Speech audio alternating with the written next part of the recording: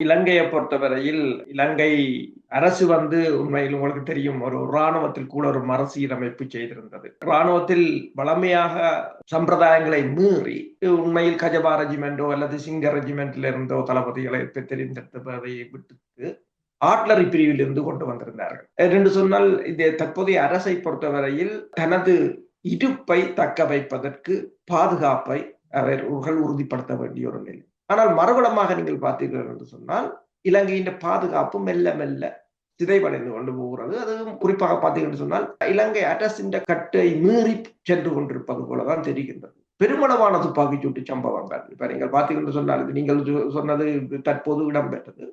அதை விட பெருமளவானது. அதாவது போதை வைத்து குழுவாக இருக்கலாம், பாதாள குழுவாக இருக்கலாம். இவர்களின் நடவடிக்கைகள் கட்டுமீறியதாக இருக்கின்றது. அது மட்டுமல்லாது அவர்களை நடத்துபவர்களும் வெளிநாடுகளில் இருந்துதான் அதனை ஹேண்டில் பண்ணுகிறார்கள். அண்மையில் கூட உங்களுக்கு தெரியும், இதுவரை வெளிநாட்டில் இருந்து நாடுகளத்தை அங்கு கொண்டு சென்றிருந்தார்கள் படுகொலைகளுடன் தொடர்பு பட்டது என்று சொல்லி. பிரான்சில் இருந்துதான் கிளப் வசந்தா என்ற படுகொலையை பிரான்சில் இருந்தவர் துபாயில் இருந்தவருடன் தொடர்பு கொண்டு துபாயில் இருந்தவர் ஆயுததாரிகளை காய பண்ணி படுகொலை செய்ததாக அந்த குறிப்பில் கூறப்பட்டிருந்தது. அவ்வாறு பெருமளவான எனவேதான் இப்ப இலங்கை அரசு அண்மையில் இந்த உள்ளூராட்சி சபை தேர்தலில் கூட மேடைகளை படம் எடுத்தது என்று கூறி கைது செய்திருக்கிறார்கள்.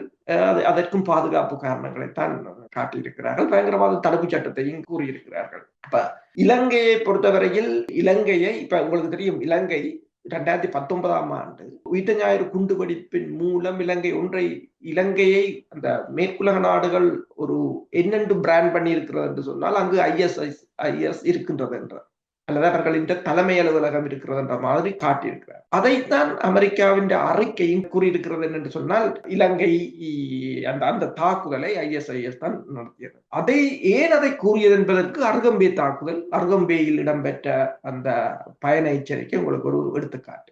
ஏனென்றால் தற்போதும் அருகம்பே என்றால் என்ன, போன வருடம் இலங்கையில் ISIS அச்சுறுத்தல் இருக்கின்றது என்ற ஒரு நிலை.